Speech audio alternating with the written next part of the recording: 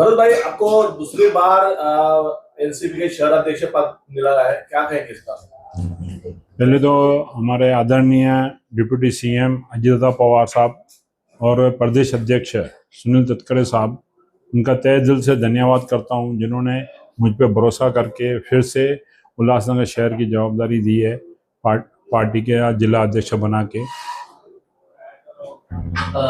आपका जो पैनल है वो उल्लासनगर का सबसे इम्पोर्टेंट पैनल कहा जाता है और भाजपा के प्रदेश अध्यक्ष खुद यहाँ प्रवेश करने आए थे, तो आपका क्या कहना है? हमें खुशी है 2017 से पूरे उल्लासनगर में राष्ट्रवादी के पैनल 17 से ही राष्ट्रवादी के कैंडिडेट चुने गए, जबकि वो टाइम पे लहर भाजपा की थी, फिर भी हमारा 4 कैंडिडेट चुन के आए और तब सब प्रवेश कर रहे थे।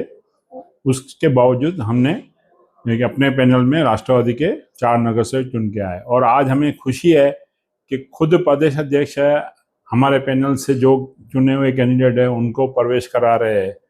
ये शुरू से लेके हमेशा हमारा पैनल सुर्खियों में रहा है और 2019 के बाद जो महापौर बना, जिसमें अहम भूमिका हमारे नगर सेवकों की थी, जिसके कारण महापौर बन पाए थे।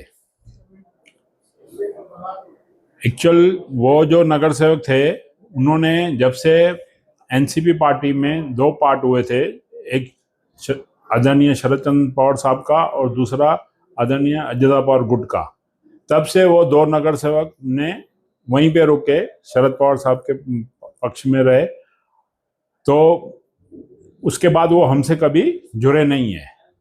उल्लासनगर में शिवसेना, शिंदे गुट और डीओके का नया गठबंधन तैयार हुआ है, तो आपकी अगली रणनीति क्या रहेगी चुनाव को लेकर?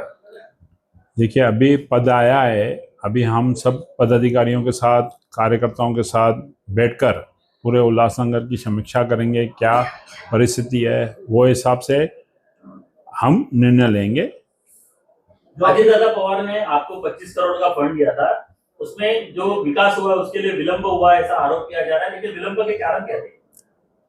देखिए, पहले तो इतनी बड़ी निधि और इतना बड़ा विकास इससे पहले कभी उल्लासनगर में हुआ नहीं था, और ख़ास करके डीपी के हिसाब से, जिसमें डीपी में कुछ ना कुछ जो इंक्रोचमेंट थी, कटिंग थी, जिसका हमने नोटिस निकाल के कटिंग करवाने का बनाया कि हमारा शहर डीपी के हिसाब से बने, मगर उसमें कुछ लोग थे जो कोर्ट जा रहे थे, कोई अपोजिशन के पास जा रहा था, जिसके कारण हो रहा था और लोगों को असुविधा हो रही थी, और न चाहते कि भाई सबसे ज़्यादा विकास जो हमारे पैनल में हो रहा है, वो काफ़ी विरोधियों को तकलीफ हुई कि वो विकास होवे नहीं, जिसके कारण भी वो लोग बाधा डाल रहे थे। आप शहराध्यक्ष बने, अभी नई टीम की गठन कब तक करोगे? 1 महीने के अंदर पूरा हम उल्लासनगर की नई कार्यकारी बना के करेंगे।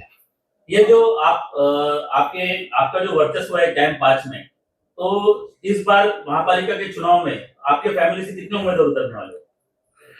गंगोत्री परिवार से कम 3 कैंडिडेट उतारेंगे, जिसमें 16 नंबर पैनल 17 से और 19 से। पिछले चुनाव में 17 नंबर पैनल से आपने 4 उम्मीदवार को जीतकर लाया था, महानगर पालिका में गठने का ताकत की थी, मगर ये चुनाव में आप कितने उम्मीदवार को जिता के लक्ष्य रखे हैं? तो हम ज़्यादा से ज़्यादा चुनाने की कोशिश करेंगे और आने वाला समय बताएगा कि हम कितने नगर सेवक चुन के लाते हैं। आप महायुति के साथ जाओगे या अकेला नारा लगाओगे? देखिए, अभी बहुत जल्दी होगी इस चीज़ के ऊपर बात करना, अभी समीकरण बनने दो, समीकरण में क्या आता है उसके बाद ही जो भी निर्णय लेंगे वो सबके सामने रहेगा। इस बार जो आप फिर से महायुति के घटक पक्ष हो, तो जो महायुति बनती दिखाई दे रही है शहर में, तो उसके लिए आपका क्या कहना है? देखिए, जिस तरह हमारे आदरणीय अजित पवार साहब ने महाराष्ट्र के अंदर महायुति में फर्नांडिस का हाथ मजबूत किया और उनके साथ मिलके और शिंदे साहब के साथ मिलके एक महायुति बनाई और आज महाराष्ट्र का वो विकास कर रहे हैं, उसी तर्ज पे हम उल्लासनगर में भी ज़्यादा से ज़्यादा कोशिश करेंगे कि उसी तर्ज पे हम कार्य करें, महायुति को भी मजबूत करें। महायुति कभी होती है तो आप आपके ये पैनल में से जो शिवसेना में जो सेपरेट हुआ है जय साधोरे जी का, इनको एक सीट छोड़ेंगे आप?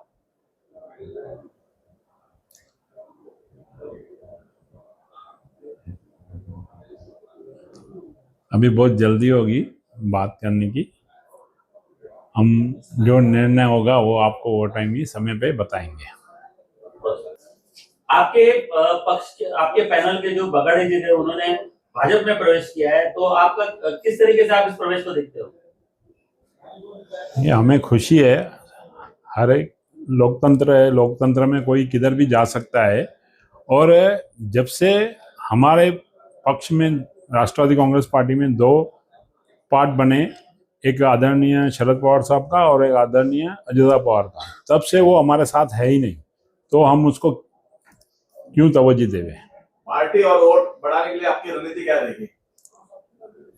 देखिए, सबसे ज्यादा है लोगों का विश्वास जीतना और ज्यादा से ज्यादा लोगों के कार्य करना और लोगों के घरों तक पहुंचना। उनके हर दुख सुख में हम मिलके शहरवासियों का काम करें, जिससे हमारे पक्ष की भी ताकत बने और ज्यादा से ज्यादा सीटें भी आवे।